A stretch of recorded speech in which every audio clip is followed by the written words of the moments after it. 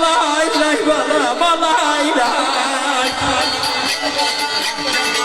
Arami verdi külliyen ami, men de deyim kolaycılara salami.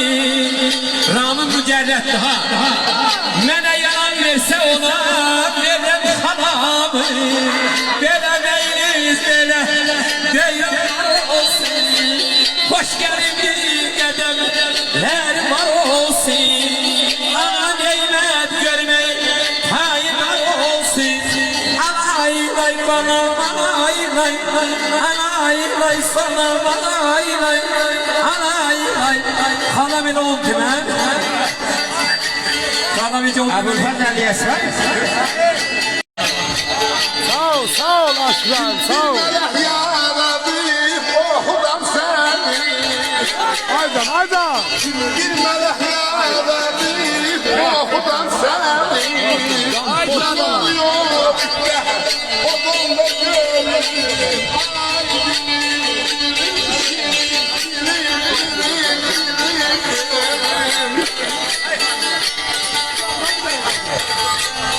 Adam